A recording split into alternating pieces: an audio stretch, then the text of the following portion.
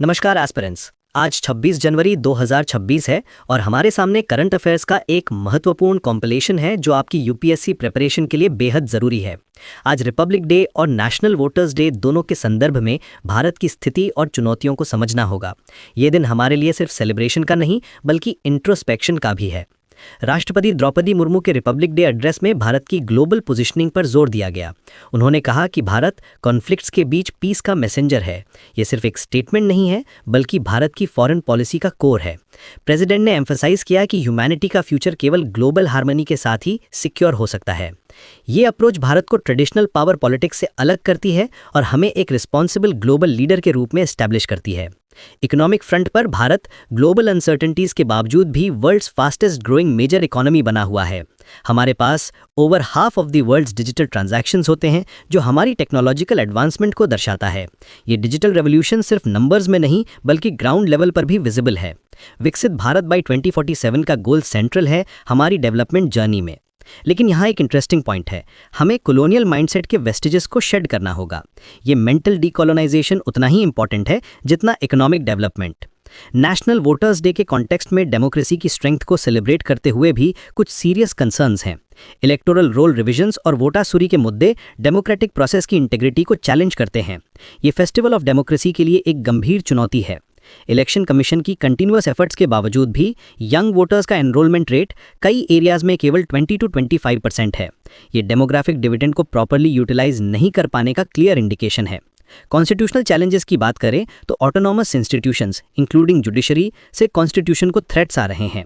Governors के actions specially opposition rule states में federal relations को स्ट्रेन कर रहे हैं। स्टेट लेजिस्लेचर्स को मैंडेटरी एड्रेसेस के मामले में गवर्नर्स की रोल कंट्रोवर्शियल हो गई है।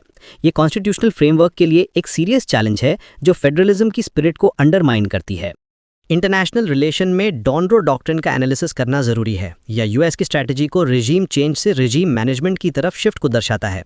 वेनेजुएला का एग्जाम्पल देखें, रिसोर्स कंट्रोल के लिए नियो कोलोनियलिज्म का पैटर्न क्लियर है। कंट्रीज को सबऑर्डिनेट पार्टनर बनाने की स्ट्रैटेजी ग्लोबल पॉलिटिक्स में क्लियर चॉइस प्रेजेंट करती है।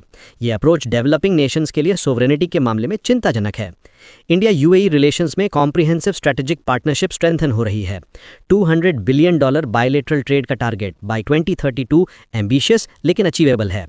यह पार्टनरशिप इकोनॉमिक कोऑपरेशन से कहीं ज्यादा है। यह स्ट्रैटेजिक अलायंस है जो रीजनल स्टेबिलिटी में भी कंट्रीब्यूट करती है।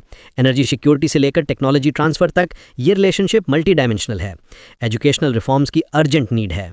UDISE 24-25 के अकॉर्डिंग 5.6 लाख स्कूल्स में 50 से कम स्टूडेंट्स हैं और 1 lakh schools single teacher schools हैं। NEP 2020 के अंडर इस फ्रेगमेंटेड नेटवर्क को कंसोलिडेट करना होगा। लार्जर वेल रिसोर्स इंस्टीट्यूशंस बनाना जरूरी है। ये कंसोलिडेशन क्वालिटी एजुकेशन इंश्योर करने के लिए एसेंशियल है।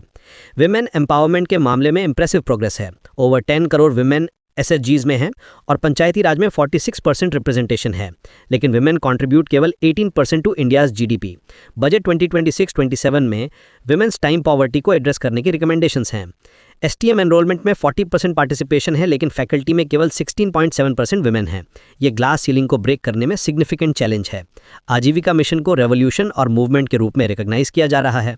Women self help groups economic और सोशल एम्पावरमेंट का पावरफुल टूल बन गए हैं।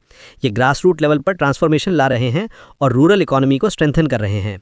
India EU strategic partnership global tensions के बीच अल्टरनेटिव मॉडल ऑफर करती है। FTA नेगोशिएशंस कंक्लूजन के नियर हैं जो इकोनॉमिक कोऑपरेशन को बूस्ट करेगी।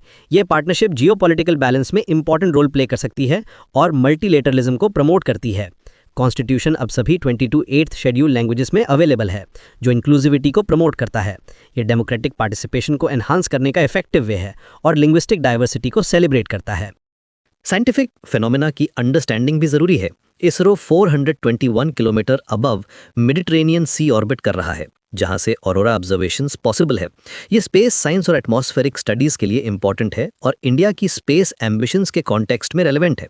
इन सभी डेवलपमेंट्स को देखते हुए क्लियर है कि भारत मल्टीपल फ्रंट्स पर प्रोग्रेस कर रहा है लेकिन चैलेंजेस भी सिग्निफिकेंट है।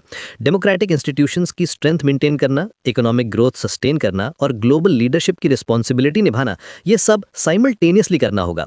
यूपीएससी एस्पिरेंट्स के लिए ये कंटेंट एक्सट्रीमली वैल्यूएबल है क्योंकि ये करंट अफेयर्स को कॉन्स्टिट्यूशनल, इकोनॉमिक और इंटरनेशनल रिलेशंस के पर्सपेक्टिव से एनालाइज करता है। ऐसे राइटिंग में भी ये मटेरियल यूजफुल होगा। Thank you for watching and I wish you all success as soon as possible. Please like, subscribe करना ना